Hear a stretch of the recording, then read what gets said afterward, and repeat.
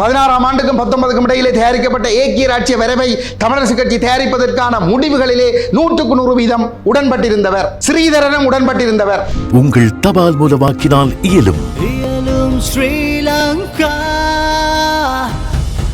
தமிழ் தேசியத்தை தோற்கடிப்பதற்காக, தமிழ் மக்களை அடிபணிய வைப்பதற்காக, தமிழ் மக்கள் எப்பொழுதும் இந்திய அமெரிக்க நாடுகளுடைய நலன்களுக்காக எங்களுடைய வாக்குகளை ஒரு கருவியாக பயன்படுத்த வேண்டும் என்பதற்காக பொது வேட்பாளர் அரியநேத்திரன் சம்பந்தனோடு 2010 15 வரைக்கும் புலிகளை பயங்கரவாதிகள் என்று தூதரக மட்டங்களிலே சொல்லிக் கொண்டு தெரிந்தவர். 13ஆம் திருத்த சட்டத்தை தீர்வாக வலியுறுத்தி கொண்டு தெரிந்தவர். தமிழரசு கட்சியினுடைய மத்திய குழு உறுப்பினராக தமிழரசு கட்சி எடுத்த அத்தனை துரோகத்தனமான முடிவுகளுக்கும் எங்களுடைய மக்களை ஏமாற்றி அதை நாடாளுமன்றத்தில் ஒரு புதிய அரசியலமைப்பாக கொண்டு வருகின்ற பொழுது அதனை ஆதரிப்பதற்கு அவர்கள் தயாராகி இருக்கிறார்கள்.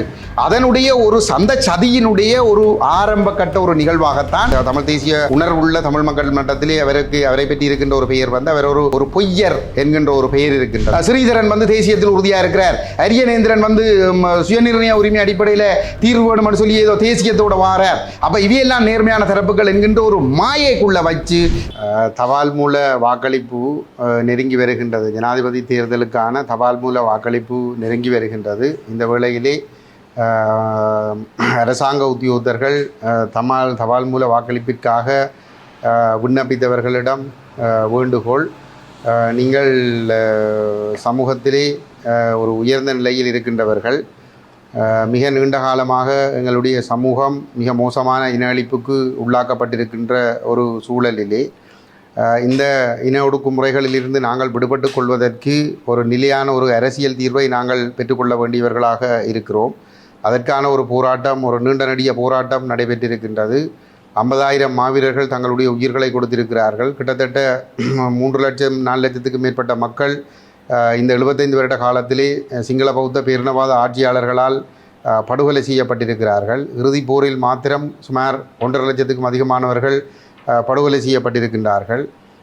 பல்லாயிரக்கணக்கானவர்கள் ஸ்ரீலங்கா இராணுவத்தினராலும் அவர்களோடு இணைந்து இயங்கிய துணை இராணுவ குழுவான இபிடிபி, புலோட் பிள்ளையான் குழு, கருணா குழு, IPRLF போன்ற தரப்புகளினால் அவ்வப்போது கடத்தப்பட்டு காணாமலாக்கப்பட்டிருக்கின்றார்கள்.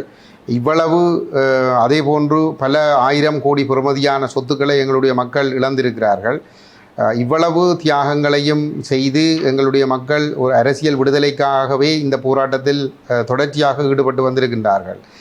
இவ்வாறான ஒரு சூழலிலே ஒரு புறத்திலே நாங்கள் எங்களுக்கு ஒரு சுயாட்சி வேண்டும், வடகிழக்கு தாயகம் அங்கீகரிக்கப்பட வேண்டும், தமிழர்களுடைய தேசம், உரிமை, சுயநிர்ணய உரிமை அங்கீகரிக்கப்பட வேண்டும் என்ற நிலைப்பாடுகளை நாங்கள் 75 வருடங்களாக எங்களுடைய பிராந்திய மட்டத்திலே நாங்கள் வலியுறுத்தி கொண்டு, மறுபுறத்திலே இவ்வாறான தேர்தல்கள் நடக்கின்ற பொழுது நாங்கள் எங்களுடைய அபிலாசைகளை முற்றுமுழுதாக நிராகரித்து இது ஒரு சிங்கள பௌத்த நாடு என்ற நிகழ்ச்சிகளோடு போட்டியிடுகின்ற தரப்புகளை நாங்கள் ஆதரிப்போமாக இருந்தால் நாங்களே எங்களுடைய நிலைப்பாடுகளோடு முரண்பட்டு கொள்ளுகின்ற ஒரு நிலைமைதான் வெளிப்படுத்தப்படும். ஆகவே அவ்வாறான முரண்பாடுகள் தவிர்க்கப்பட வேண்டும். இன்றைய இந்த காலச்சூழல் என்பது தமிழர்களுக்கு மிகவும் சாதகமான காலச்சூழல். இலங்கையை மையப்படுத்தி ஒரு தீவிரமான பூகோள ஆதிக்க போட்டி ஒன்று நடைபெற்று கொண்டிருக்கின்றது. இந்த பூகோள ஆதிக்க போட்டி 2009 எங்களுடைய விடுதலை போராட்டத்தையும் இந்த படத்திலிருந்து அகற்றியிருந்தாலும் கூட அதற்கு பிற்பாடு இந்த போரை வென்றதாக மாறுதண்டி கொண்ட சிங்கள பேரினவாத கட்சிகள் கூட சிதறி சின்னாபின்னமாக்கப்படுகின்ற அளவுக்கு இதே பூகோள ஆதிக்க போட்டி தென்பகுதி சிங்கள மக்கள் மத்தியிலும் பெரும் சிதைவுகளை ஏற்படுத்தி இருக்கிறது. தென்பகுதியிலும் பலமான கட்சிகள் இல்லை என்கின்ற அளவுக்கு நிலைமைகள் மோசமாகி இருக்கிறது. நாடு பொருளாதாரத்திலே அதல பாதாளத்தில் வீழ்ந்திருக்கிறது. அதல பாதாளத்தில் வீழ்ந்திருக்கிற நாட்டை கட்டியெழுப்புவதற்கு தமிழ் தரப்பினுடைய ஒத்துழைப்பு இந்த சிங்கள ஆட்சியாளர்களுக்கு தேவைப்படுகின்றது.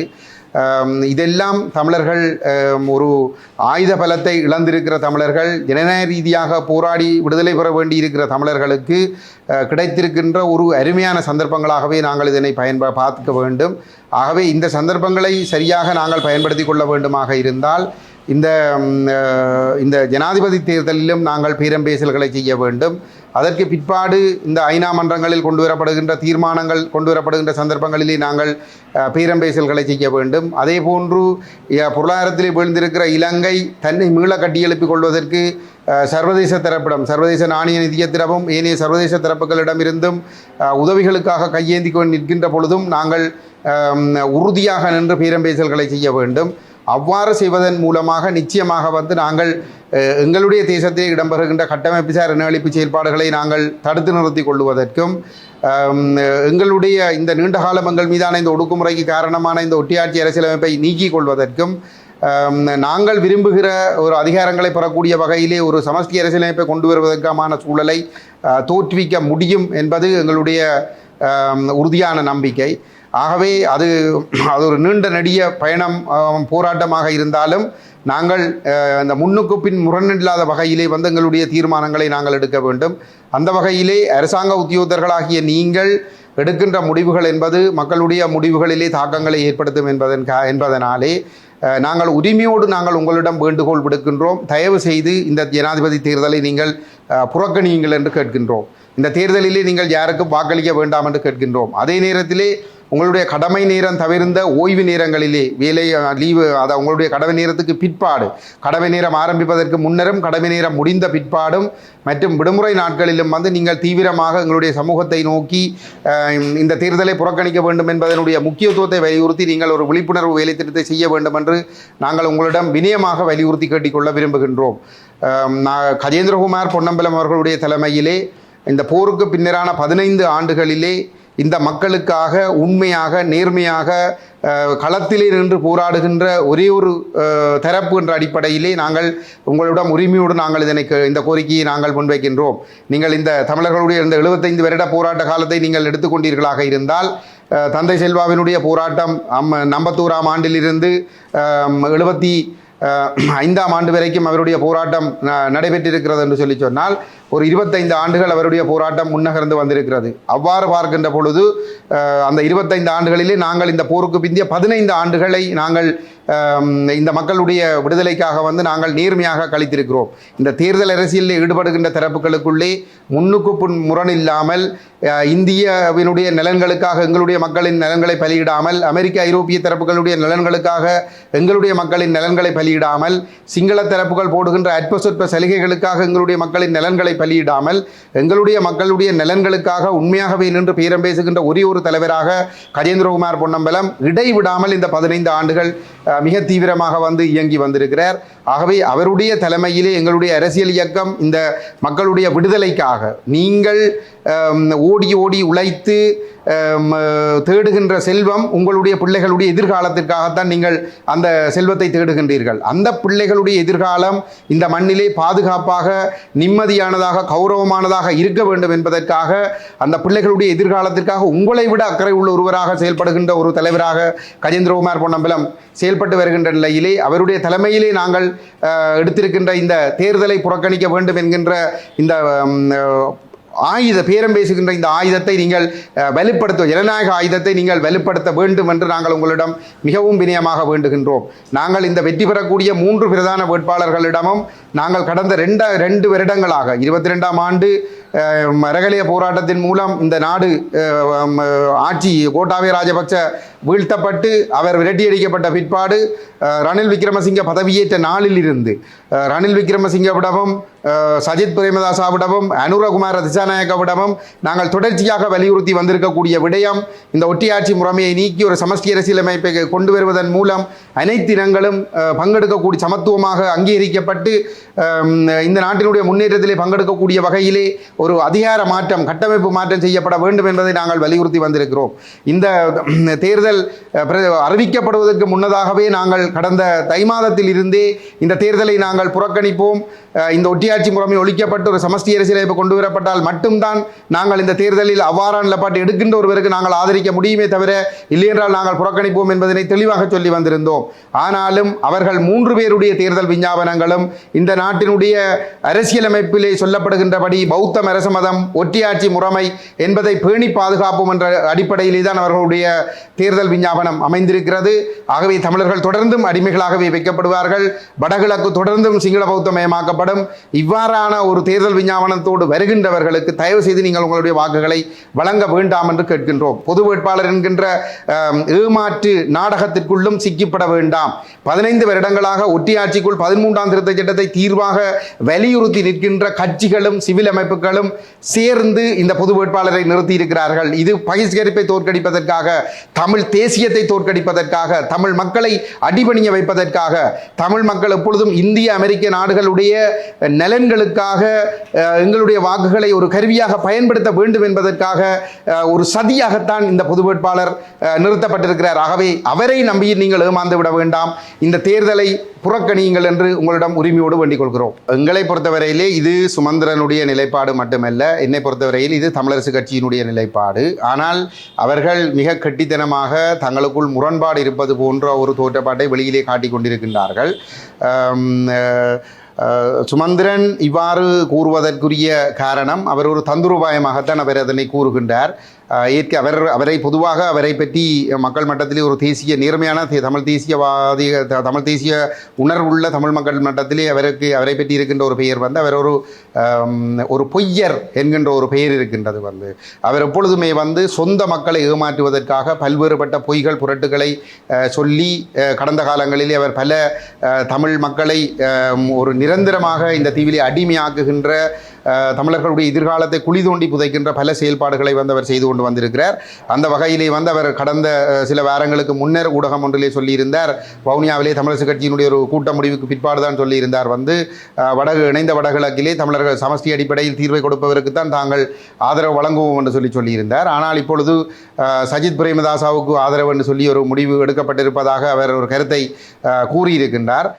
இப்பொழுது சுமந்திரன் சமஷ்டி தருபவர்களுக்கு தாங்கள் வாக்களிக்க தயார் என்று சொல்லி சொன்னது என்பதனுடைய உள்ளர்த்தம் என்னவென்று சொன்னால், ஏற்கனவே தயாரிக்கப்பட்டு தேரலையிலே இருக்கிற இந்த ஏக்கிய ராட்சிய வரைவுக்குள் சமஷ்டி இருக்கிறது என்று சொல்லி இவர்கள் ஏற்கனவே மக்களை ஏமாற்றி கொண்டிருந்தவர்கள் இப்பொழுது அதாவது சிங்கள மக்களுக்கு அந்த சமஷ்டி என்ற சொல் ஒரு அலர்ஜியாக இருப்பதன் காரணமாக அல்லது அவர்களுக்கு ஒரு அச்சமூட்டுவதாக இருப்பதன் காரணமாக அந்த சொற்களை பயன்படுத்தாமல் அதற்குள் சமஷ்டி இருக்கிறது என்று சொல்லி எங்களுடைய மக்களை ஏமாற்றி அதை நாடாளுமன்றத்தில் ஒரு புதிய அரசியலமைப்பாக கொண்டு வருகின்ற பொழுது அதனை ஆதரிப்பதற்கு அவர்கள் தயாராகி இருக்கிறார்கள். அதனுடைய ஒரு சந்த சதியினுடைய ஒரு ஆரம்ப கட்ட ஒரு நிகழ்வாகத்தான் இந்த சுமந்திரனுடைய இந்த அறிவிப்பு.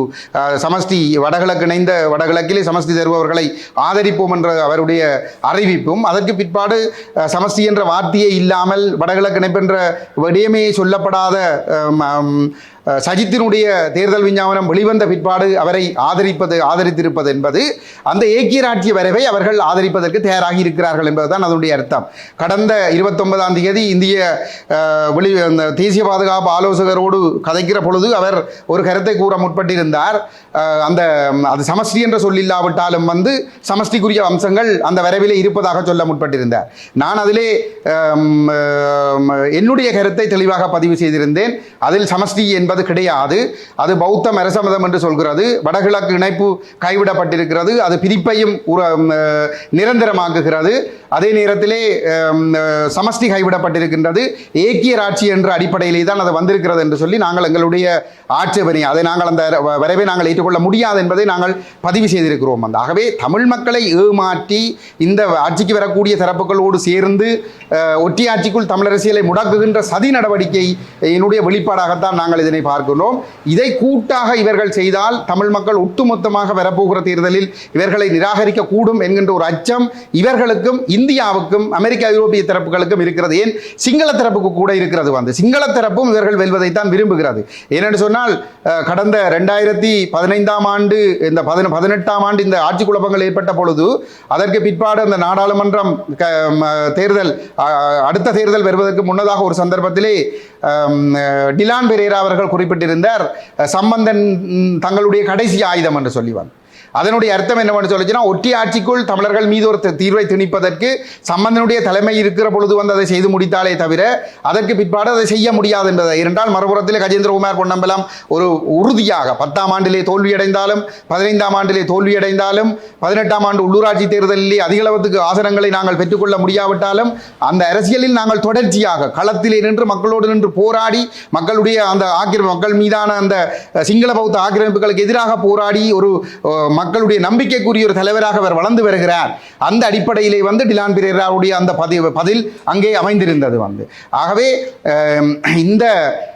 இந்த தரப்புகள் எல்லாமே வந்து இவர்கள் வெல்வதைத்தான் விரும்புகிறார்கள் வந்து. கஜேந்திரகுமார் பொன்னம்பலம் தலைமையிலான அணி வெற்றி பெறுவதை வந்தவர்கள் விரும்பவில்லை வந்து. அப்போ இப்படிப்பட்ட ஒரு சூழலிலே எங்களுடைய மக்கள் வந்து மிகவும் விழிப்பாக இருக்க வேண்டும். ஒற்றியாட்சிகள் முடக்குகின்ற ஒரு சதி நடக்கிறது. அதுதான் அந்த அடிப்படையிலே இந்த மக்கள் மத்தியிலே வந்து ஒரு குழப்பத்தை ஏற்படுத்துவதற்கு கஜேந்திரகுமாருக்கு பின்னால் போகாதா அல்லது வந்து அங்கே இருக்கிற இடத்திலேயே இருக்கலாமா என்கின்ற ஒரு கேள்வியை மக்கள் முன் எழுகிற பொழுது சுமந்திரன் தான் இந்த துரோகத்தை செய்கிறார், ஸ்ரீதரன் வந்து தேசியத்தில் உறுதியாக இருக்கிறார், அரியநேந்திரன் வந்து சுயநிர்ணய உரிமை அடிப்படையில் தீர்வு வேணும் சொல்லி ஏதோ தேசியத்தோட வாரார். அப்ப இவையெல்லாம் நேர்மையான தரப்புகள் என்கின்ற ஒரு மாயைக்குள்ள வச்சு தமிழ் மக்களை ஏமாற்றி அங்கேயே வச்சு கொள்றதுக்கான ஒரு சதி நடவடிக்கை தான் இவர்களுக்குள்ள இருக்கிற இந்த பிளவு நாடகம். இது திட்டமிட்ட நாடகம் என்பதை நாங்கள் பொறுப்புணர்வோடு சொல்கிறோம். பல சம்பவங்கள் நடைபெற்றிருக்கிறது மக்களை ஏமாற்றுவதற்காக. 20ஆம் ஆண்டிலே நெடுந்தீவிலே வந்து சீனா ஒரு சூரிய மின் உற்பத்தி நிலையத்தை அமைப்பதற்கு அனுமதி வழங்கப்பட்டிருந்த நேரத்திலே அதை தடுப்பதற்கு இந்திய தரப்புகள் முயன்றும் கோட்டாபய ராஜபக்ச அதை செவிமடுக்காது தொடர்ந்து அதற்கு அனுமதி கொடுத்து கொண்டிருந்த பொழுது திடீரென்று சிவில் அமைப்புகள் என்று சொல்லப்பட்டவர்களாலே இந்த கட்சிகளை இணைத்து ஜெனீவாவுக்கு ஒரு கடிதம் எழுதுகின்ற முயற்சி ஆரம்பிக்கப்பட்டது. அதில் நாங்கள் சற்றும் எதிர்பாராத விதமாக 21ஆம் ஆண்டு தை மாதம் 15ஆம் தேதி அனுப்பக்கூடிய வகையில் ஒரு கடிதம் தயார்படுத்தினோம். இந்த சிவில் அமைப்புகளுடைய முயற்சியிலே வந்து இந்த பொறுப்புக்கூறல் விவகாரம் வந்து ஜெனீவாவுக்குள் 9 வருடங்களாக முடக்கப்பட்டிருக்கிறது. இதில் எந்த பிரயோசனமும் இல்லை. இதனை சர்வதேச குற்றவியல் நீதிமன்றத்திற்கு கொண்டு செல்ல வேண்டும் என்ற அடிப்படையில் ஒரு கடிதம் எழுதப்பட்டது வந்து. அதாவது வந்து ஐக்கிய நாடுகள் மனித உரிமைகள் பேரவையினுடைய தலைவருக்கு கடிதம் எழுதப்படுகிறது. நீங்கள் செயலாளர் நாயகம் 12ஆம் ஆண்டு உங்களுக்கு அனுப்பிய அந்த பொறுப்புக்கூறல் விவகாரத்தை உங்களால் நிறைவேற்ற முடியவில்லை, இலங்கை அரசு அதற்கு ஒத்துழைக்கவில்லை, ஆகவே நீங்கள் அதனை மீண்டும் செயலாளர் நாயகத்துக்கு அனுப்பி சர்வதேச குற்றவியல் நீதிமன்றத்துக்கு கொண்டு செல்வதற்கு நடவடிக்கை எடுக்க வேண்டும் என்ற அடிப்படையிலே அந்த கடிதம் வரையப்பட்டது. அந்த கடிதத்திலே சம்பந்தன் கையொப்பமிட்டிருந்தார், விக்னேஸ்வரன் கையொப்பமிட்டிருந்தார், கஜேந்திரகுமார் பொன்னம்பலம் கையொப்பமிட்டிருந்தார். அப்ப 18 நாடாளுமன்ற உறுப்பினர்களில் 13 பேர் கையொப்பமிட்டதான ஒரு வகையிலே அந்த கடிதம் தயார்படுத்தப்பட்டது. 4 பிஷப்மார் கையொப்பமிட்டார்கள், வேலன் சுவாமி கையொப்பமிட்டார், வலிந்து காணாமல் ஆக்கப்பட்ட உறவுகள் கையொப்பமிட்டார்கள் சங்கங்கள் வந்து. இதன் மூலமாக மக்கள் பிரதிநிதிகளும் சிவில் அமைப்புகளும் மக்களத்திரியோட பிரதிநிதிகளும் சிவில் அமைப்புகளும் சேர்ந்து சர்வதேச விசாரணையை வலியுறுத்துகிறார்கள் என்கின்ற ஒரு நிலைமை அங்கே ஏற்படுத்தப்படுகிறது. கோட்டாவுக்கு ஒரு கலக்கத்தை ஏற்படுத்துகிறது. அதற்கு பிற்பாடு நெடுந்தீவிலே அந்த சைனாவினுடைய மின் உற்பத்தி நிலையங்களை அந்த வேலை திட்டங்கள் மறைந்து விட்டது வந்து. அதற்கு பிற்பாடு ஒரு வாரம் கழித்து, ஒரு 3 வாரங்கள் கழித்து, 2 வாரங்கள் கழித்து பொத்துவில் பொலிகண்டி பேரணி கலந்துரையாடல் ஒன்று இதே வேலன் தலைமையிலே வந்து செல்வா மண்டபத்திலே நடைபெற்றது. அதற்கு எங்களுடைய தரப்பிலிருந்து சுவாசும் தீபன் திலீசன் அவர்களும் சென்றிருந்தார்கள். அப்போ எங்களுடைய தரப்பிலே நாங்கள் சொல்லியிருந்தோம், இந்த தை மாதம் 21ஆம் ஆண்டு தை மாதம் 15ஆம் தேதி சம்பந்தன், கஜேந்திரகுமார் பொன்னம்பலம், விக்னேஸ்வரன், இந்த பிஷப் மேர், வேலன் சுவாமி, காணாமல் போனவர்கள் எல்லோரும் கையொப்பமிட்டு அனுப்பிய கடிதத்தில் வலியுறுத்தப்பட்டவாறு பொறுப்புக்கூறல் விவகாரத்தை சர்வதேச குற்றவியல் நீதிமன்றத்துக்கு கொண்டு செல்ல வேண்டும் என்பதை வலியுறுத்தி பேரணி நடைபெறுவதாக இருந்தால் நாங்கள் ஒத்துழைப்போம் என்று சொல்லியிருந்தோம். அதற்குத்தான் பேரணி என்றும் சொல்லப்பட்டிருந்தது. அங்கே பேரணி தொடங்குகிறது. அன்றைய தினம் எங்களுடைய தேசிய அமைப்பாளர் தலைமையிலே ஒரு அணி அங்கே அந்த ஆரம்பத்திலேயே கலந்து கொண்டது. மறுநாள் நான் இணைந்து கொண்டேன். அங்கே சாணக்கியனும் ஆரம்பத்தில் இருந்து அதிலே கலந்து கொண்டிருந்தார். அந்த பேரணி நடந்து வருகிறது. நீதிமன்றங்கள் தடை போடுகிறது. நீதிமன்ற தடைகளை எல்லாம் மீறி பேரணி வருகிறது. அப்பொழுது மக்கள் எழுச்சி கொண்டு விட்டார்கள். மக்கள் தேச அங்கீகாரத்திற்காகவும் சர்வதேச விசாரணைக்காகவும் மக்கள் எழுச்சி கொள்வதாக வந்து நாங்கள் மக்கள் மட்டத்திலே வந்து மக்களை திரட்டுவதற்கான பிரச்சாரங்களை தொடர்ந்து செய்து கொண்டிருக்கிறோம். பேரணி பொலிகண்டிக்கு வந்தது. பொலிகண்டியிலே மேடை அமைக்கப்பட்டிருந்தது. ஆனால் ஏற்பாட்டாளர்கள் எங்களுக்கு தொலைபேசியிலே சொன்னார்கள், அதிலிருந்து 2 கிலோமீட்டர்களுக்கு அப்பாலே ஒரு இந்திய ராணுவ படுகொலை செய்த ஒரு இடம் இருக்கிறது, அதிலே ஒரு தூவி அமைக்க வேண்டும், அங்கு சென்று ஒரு அடிக்கல் நாட்டி விட்டு வருவோம் என்று சொல்லி சொன்னார்கள் எங்களுக்கு. நாங்களும் அவர்களுடைய அந்த ஏற்பாட்டாளர்களுக்கு அடுத்த வாகனத்திலே சென்று கொண்டிருந்தவர்கள் நாங்களும் நேரே 2 கிலோமீட்டர்களுக்கு அப்பாலே சென்றோம். எங்களில் இருந்து ஒரு 300 மீட்டர் பின்னுக்கு வந்த சுமந்திரன், சாணக்கியன் போன்றவர்கள் பொலிகண்டியிலே அமைக்கப்பட்ட அந்த மேடை, ஒலிபெருக்கி, ஒளி அமைப்பு அவர்களுக்கு வசதியாக ஏற்பாடு செய்யப்பட்டிருந்தது. அவர்கள் நேரே அங்கே சென்றார்கள், கூட்டத்தை நடத்தினார்கள். மக்கள் பல்லாயிரக்கணக்காக வந்த மக்கள் அந்த கூட்டத்தில் திரண்டார்கள். இவர்கள் அரசிடம் உள்ளக விசாரணை வலியுறுத்துவதாக சொல்லி கூட்டத்தை முடித்துவிட்டு சென்று விட்டார்கள். நாங்கள் அந்த எங்களை அங்கே கூட்டி சென்றவர்கள் திரும்பி இங்கே ஆடி பாடி நடந்து வருகிற பொழுது இங்கே மக்கள் இல்லை. ஆனால் எங்களை சமாதானப்படுத்துவதற்காக அவர்களும் ஒரு அறிக்கையை வாசித்து விட்டு அவர்கள் சென்று விட்டார்கள். ஆனால் அந்த பேரணியிலே கலந்து கொண்டவர்களிலே அறுதி பெரும்பான்மை மக்களுடைய வாக்குகளை பெற்று தெரிவு செய்யப்பட்ட கூட்டமைப்பு அங்கே கலந்து கொண்டிருந்தபடியால் அந்த கூட்டமைப்பினுடைய கருத்து தான் பேரணியினுடைய கருத்து. அடுத்த நாள் 3வது நாள் பாராளுமன்றத்திலே கஜேந்திரகுமார் பொன்னம்பலம் இருக்கிறார், நான் இருக்கிறேன், வேறு பல எம்பிமாரும் இருக்கிறார்கள் தமிழர்கள். சுமந்திரன் பேசுகிறார், இலங்கை அரசிடம் பொறுப்பு குரலை வலியுறுத்தி இந்த பொத்துவில் பொலிகண்டி பேரணியை நாங்கள் நடத்தி இருந்தோம் என்று சொல்லிவார். அந்த விடயம் தொடர்பாக உடனடியாக கஜேந்திரகுமார் எழுந்து நாங்கள் சர்வதேச விசாரணையை வலியுறுத்தி தான் நாங்கள் இந்த பேரணி நடத்தினோம் என்று சொல்லியிருந்தோம். அது எங்களுடைய மனச்சாட்சி, எங்களுடைய கருத்து. ஆனால் அங்கே யார் மக்களுடைய அறுதி பெரும்பான்மை ஆணையை வைத்துக் கொண்டிருந்தவர்கள்? அது தமிழ் தேசிய கூட்டமைப்பினுடைய பேச்சாளர் சுமந்திரன் சொன்ன கருத்து அது தொடர்பாக நாங்கள் வேலனிடம் தொடர்பு கொண்டு இவர் இப்படி ஒன்று செய்து விட்டார் என்ற பொழுது டெலிஃபோனுக்குள்ளால பொங்கி எழுந்தார், ஒரு துரோகி, இப்படி எல்லாம் அவர் எப்படி செய்யலாம், இந்த நான் பிரஸ் மீட்டிங் வச்சு கிளிக்கிறேன் என்று சொல்லி எல்லாம் சொல்லி போட்டு பத்திரிகையாளர் மாநாட்டை ஏற்பாடு செய்து போட்டு பத்திரிகையாளர் மாநாட்டில் சொல்றார், பொத்துவில்ல பேரணி ஆரம்பிக்கிற பொழுது போலீஸ் தடுக்க முற்பட்டது, சாணக்கியன் நின்றபடியால் போலீஸ் தடையை உடைத்துக் கொண்டு பேரணி வந்தது, அதனால் தான் பேரணி வெற்றிகரமாக முடிந்தது என்று சொல்லி. நான் இதில் என்னத்தை சொல்ல வருகிறேன் என்று சொன்னால், அந்த பேரணிக்கு புலம்பெயர் தமிழர்கள் பெருமளவு நிதியுதவி வழங்கியிருந்தார்கள். இந்த ஏற்பாட்டாளர்களுக்கு மக்கள், பல்லாயிரக்கணக்கான இளைஞர்கள், யுவதிகள், மக்கள் தங்களுடைய எல்லா வேலைகளையும் விட்டுவிட்டு தங்களுக்கு வரக்கூடிய எல்லா பிரச்சனைகளையும் கடந்து உரிமைக்காக எழுகிறோம் என்று சொல்லி திரண்டு வந்தார்கள். ஆனால் அந்த பேரணி எதற்காக பயன்படுத்தப்பட்டது? அந்த எழுதப்பட்ட கடிதத்தை மறுதளித்து ஒரு முடிவெடுக்கிறதற்காக மக்கள் திரண்டு உள்ளக விசாரணையை வலியுறுத்துவதான ஒரு தோற்றப்பாடு ஏற்படுத்தப்பட்டது அந்த பேரணி ஊடாக. அதற்கு பிற்பாடு 2 கிழமை கழித்து சம்பந்தன் அறுதி பெரும்பான்மை கொண்ட தரப்பினுடைய தலைவர் சம்பந்தன் மனித உரிமைகள் பேரவைக்கு கடிதம் எழுதினார். ஜெனீவா தீர்மானம் 46 தீர்மானம் என்ன வடிவத்திலேனும் நிறைவேற்றப்பட வேண்டும், உள்ளக விசாரணை தீர்மானம் என்று சொல்லிவார். அப்ப நீங்கள் விளங்க வேணும், எங்கட மக்கள் விளங்க வேணும் என்று சொல்லி சொன்னால், எப்படி இவர்கள் மக்களுடைய உணர்வுகளுக்கு மதிப்பளிப்பது போன்று, மக்களுடைய உரிமைக்காகவே போராட்டம் நடத்துவது போன்று பேரணிகளை ஏற்பாடு செய்து, எப்படி அரசு இந்திய மேற்குக்கு தேவைப்படுகின்ற ஒரு தீர்மானத்தை கொண்டு வருவதற்கு அதை மடைமாற்றி இருக்கிறார்கள் என்பதை எங்களுடைய மக்கள் சரியாக புரிந்து கொள்ள வேண்டும். தமிழ் மக்கள் பேரவை என்ன நடந்தது? தமிழ் மக்கள் 15ஆம் ஆண்டிலே மக்கள் ஆணை கொடுக்கிறார்கள், சர்வதேச விசாரணைக்கும் வடகிழக்கிணைந்த தாயகத்தில் சுயநிர்ணய உரிமை அடிப்படையில் சமஷ்டி பெறுவதற்கும் கடைசி சந்தர்ப்பம் தாருங்கள் என்று சம்பந்தன் கேட்டுக்கொண்டதற்கிணங்க 15 ஆசனங்கள் கொடுக்கப்படுகிறது, அறுதி பெரும்பான்மை ஆசனங்கள். வெற்றி பெற்ற கையோடு ஜெனீவாவுக்கு சென்று உள்ளக விசாரணை தீர்மானத்தை ஆதரிக்கிறார்கள். மக்கள் வெறுப்பு விரக்தி அடைகிறார்கள். நல்லூரிலே நாங்கள் கையொப்ப போராட்டம் நடத்துகிற பொழுது சர்வதேச விசாரணை நடத்தி வலியுறுத்தி எங்களுடைய தேர்தலில் 2 வாரங்களுக்கு முன்னர் தேர்தலிலே எங்களை தோற்கடித்த மக்கள் கஜேந்திரகுமார் பொன்னம்பலம் நின்று கையொப்பம் வாங்குகிற பொழுது பல்லாயிரக்கணக்கிலே கையொப்பமிட்டார்கள் சர்வதேச விசாரணையை வலியுறுத்தி. அப்ப என்று சொல்லி சொன்னால் அந்த மக்கள் திரும்ப தொடங்கிவிட்டார்கள் இவர்களுடைய துரோகத்தின் காரணமாகவே. இந்த மக்கள் கூட்டமைப்பில் இருந்து வெளியேறி இப்பொழுது வருவதற்குரிய இடம் கஜேந்திரகுமார் பொன்னம்பலம். இங்கே வருவதை தடுப்பதற்காக விக்னேஸ்வரன் தேசியம் பேசினார், வடகிழக்கு தமிழ் தேசம் இறமை சுயநிர்ணய உரிமை அடிப்படையில் தீர்வு வேண்டும் என்றார்.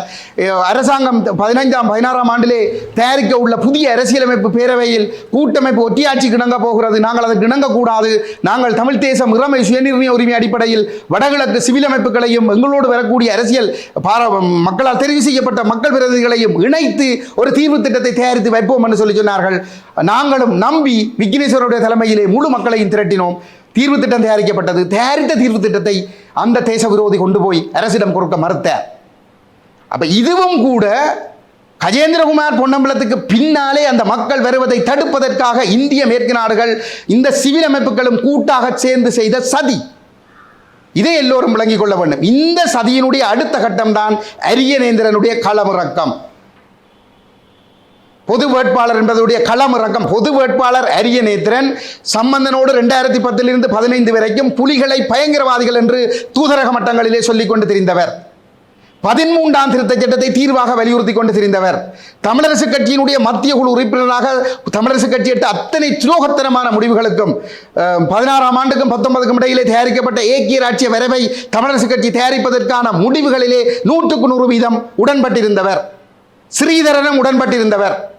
இன்று இந்த மக்கள் இந்த உண்மைகளை விளங்கிக் கொண்டு கஜேந்திரகுமார் சொல்வதை கேட்டு புறக்கணிக்க கூடாது என்பதற்காக இன்று இந்த பொது வேட்பாளர் நாடகம் ஆடப்படுகிறது. ஆகவே இதை எங்களுடைய மக்கள் புரிந்து கொள்ள வேண்டும். இந்த மக்கள் விழிப்படைந்து கஜேந்திரகுமார் பின்னால் வந்துவிடக் கூடாது என்பதற்காகத்தான் தமிழரசு கட்சிக்குள் பிளவு என்கின்ற நாடகம், டெலோ புலோ டிபிஆர்ல வேற நிலைப்பாடு என்ற நாடகம். இதை எங்களுடைய மக்கள் தெளிவாக புரிந்து கொள்ள வேண்டும். 23ஆம் ஆண்டிலே உள்ளூராட்சி தேர்தலிலே குத்துவிளக்கு சின்னத்திலே வேட்புமனு தாக்கல் செய்தார்கள். தமிழரசு கட்சி தனியாக வேட்புமனு தாக்கல் செய்தது. ஆனால் 22ஆம் ஆண்டு, அதுக்கு முதல் வருடம் 22ஆம் ஆண்டு தை மாதம் 18ஆம் தேதி இவர்கள் எல்லோரும் சேர்ந்து மோடிக்கு கடிதம் எழுதினார்கள். உள்ளக 13ஆம் திருத்தச் சட்டத்தை தீர்வாக வலியுறுத்தி கடிதம் எழுதினார்கள். ஆனால் இப்பொழுது நான் உங்களோடு இன்று யாழ்ப்பாணத்திலே தமிழ் தேசிய மக்கள் முன்னணியுடைய தலைமை அலுவலகத்திலே செப்டம்பர் 2ஆம் தேதி நான் இந்த ஊடக சந்திப்பை நடத்தி கொண்டிருக்கிற இந்த நேரம் வரைக்கும் நாடாளுமன்றத்திலே இந்த 10 பேரும் தமிழரசு கட்சியினுடைய வீட்டு சின்னத்தில் ஒரு அணியாகத்தான் இருக்கிறார்கள். இவர்கள் இதுவரைக்கும் நாடாளுமன்றத்திலே சபாநாயகருக்கு அறிவிக்கவில்லை, நாங்கள் தனியாக இயங்க போகிறோம் என்று சொல்லி அறிவிக்கவில்லை. ஒரு நிலைப்பாடு தான். ஏன் கனதூரம் செல்கிறீர்கள்? இந்த பொது வேட்பாளரை நிறுத்தி கொண்டே கடந்த ஜூன் மாதம் 20ஆம் தேதி இந்திய வெளிவிவகார அமைச்சர் கொழும்புக்கு வந்து எங்களை அழைத்து சந்தித்த பொழுது தமிழரசு கட்சி, டெலோ, புளோட் இந்த தரப்புகளில் விக்னேஸ்வரன் இந்த தரப்புகளில் இருந்து 7 பேரும் தமிழ் தேசிய மக்கள் முன்னணியில் இருந்து தலைவர் கஜேந்திரகுமாருடைய அறிவுறுத்தலின்படி நானும் கலந்து கொண்டிருந்தோம். ஏனைய 7 பேர் தங்களுக்குள் முரண்பாடு என்று சொல்கிறார்கள். சுமந்திரன் தாந்தோண்டித்தனமாக நடைப்பதாக சொல்லுகிறார்கள். அப்படி என்று சொன்னால் எப்படி அங்கே ஒரே குரலில் 13ஆம் திருத்தச் சட்டத்தை நடைமுறைப்படுத்துவது பற்றி பேசினார்கள்? அதைவிட வேறு எந்த விடயங்களையும் அவர்கள் பேசவில்லை. நான் மாத்திரம்தான் இந்த தலைமையுடைய வழிகாட்டுதலின் அறிவுறுத்தலின் அடிப்படையில் எங்களுடைய மக்கள் எங்களுக்கு வழங்கிய ஆணையின் அடிப்படையிலே ஒற்றியாட்சியை நிராகரித்து 13ஐ நிராகரித்து 16க்கும் 19க்கும் இடைப்பட்ட ஏக்கியராட்சி வரவை நிராகரித்து சமஷ்டி தீர்வு வேண்டும் என்ற நிலைப்பாட்டை நான் வலியுறுத்தி இருந்தேன். ஆகவே பிளவு என்பது சொல்வதெல்லாம் மக்கள் இவர்களோடு கூட்டாக துரோகம் செய்கிறார்கள் என்று கூட்டாக நிராகரிக்கிற நிலைமை வராமல் மக்களை குழப்பி அந்த வாக்குகளை தங்களுக்குள் வைத்துக் கொள்வதற்காக மேற்கொள்ளப்படுகிற சதி நடவடிக்கை.